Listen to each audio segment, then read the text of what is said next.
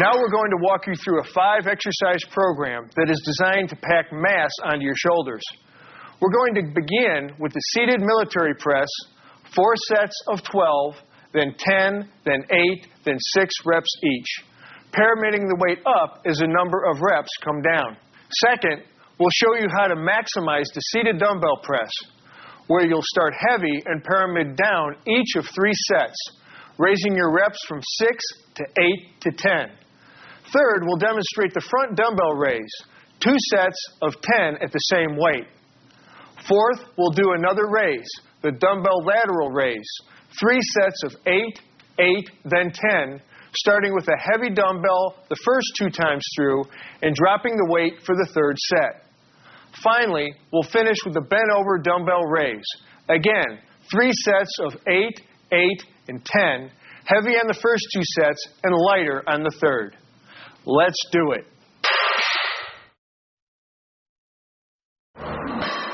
The barbell press can be done standing or seated. We're going to go with the seated version here because it reduces body movement. We also recommend it as a safer alternative to the behind-the-neck press that some lifters prefer. To begin, make sure your bar is not overloaded, but that it offers serious resistance.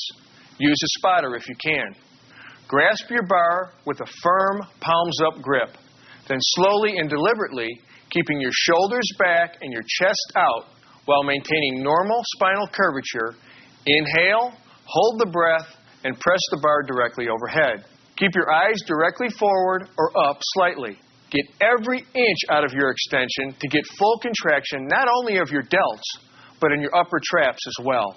Pause only slightly at the top, exhale, and return to the starting position and move steadily into your reps.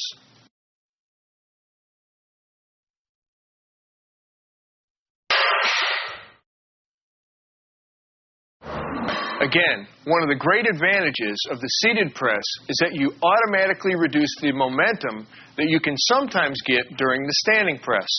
Another advantage, the seated version forces you to remain more upright. You can develop more intensity this way and at the same time gain greater stability. To begin, select a padded seat. Grasp and raise your dumbbells to shoulder level so that you have a palms-up grip. Importantly, make sure your thumb is wrapped around the bar. This thumb placement could mean the difference between safety and serious injury if you fatigue or lose control of the dumbbells. Now, slowly and deliberately, avoiding any jerking or swinging motions, keeping your shoulders back and your chest out while maintaining normal spinal curvature, inhale, hold the breath, and press the dumbbells directly overhead. Keep your eyes directly forward or up slightly. Get every inch out of your extension to get full contraction not only in your delts, but in your upper traps as well. A couple of tips. Remember, unlike the standing overhead press, you're not using your legs as shock absorbers, so be cautious about overdoing the weight. Wearing a belt can further help stabilize your spine. Keep your torso steady throughout, keep your abs tight, and move through your reps with a smooth, firm motion and total concentration.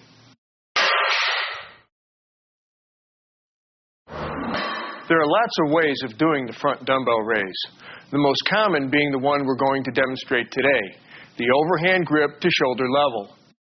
But we'll also have a look at several variations so you can work the muscles a little differently each time. Give them all a try over the next few weeks.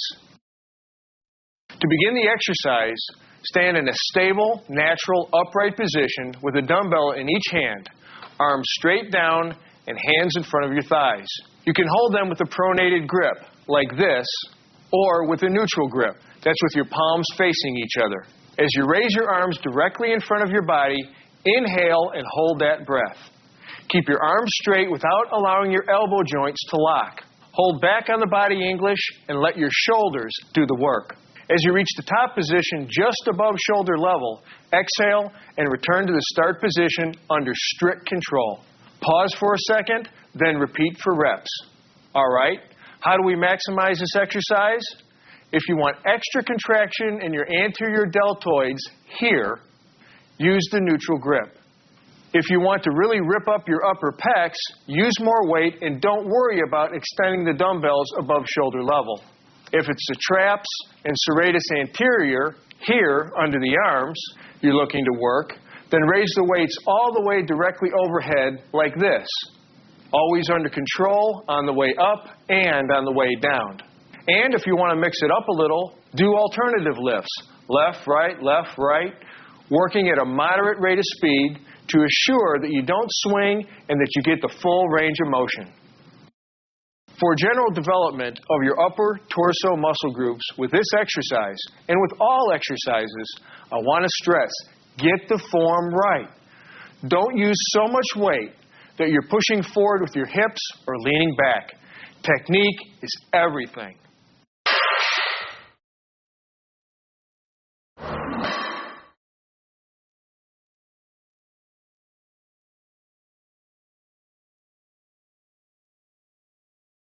For the dumbbell lateral raise, grasp your dumbbells with a palms down grip and start with them by your sides. Inhale, and while holding the breath, raise your arms straight out to the sides of your body, leading with your elbows until they are directly in line with your shoulders. With a slight bend in your elbows, your hands will be just in front of your body. Keep the motion constant, with only slight pauses at the bottom to inhale in order to keep continuous tension on your deltoids. In your mind, concentrate on keeping your upper arms directly outward and on leading with your elbows to draw all movement directly from the middle deltoids. Ready to zero in on your rear delts? Then this is the isolation movement you want. Because you are standing in an unusual position, strict proper form is even more critical than ever. So let's get it right. Go light on the weights at the beginning to make sure you're going to get the full extension and are recruiting the right muscle fibers.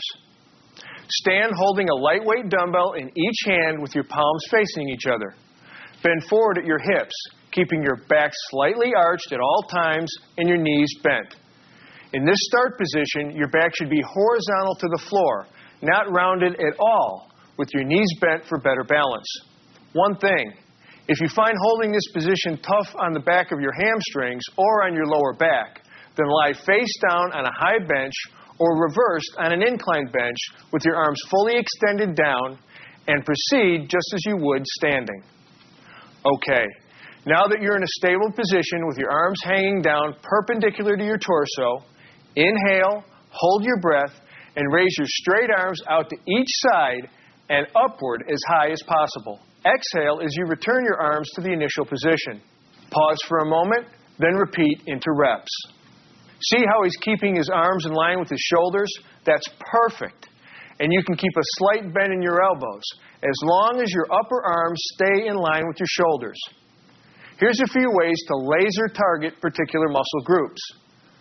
If you're aiming to develop your posterior deltoids, start the exercise with rounded shoulders and raise your arms as high as you possibly can. Don't squeeze your shoulder blades together at all with this variation. Try to keep the movement at the shoulder joint alone.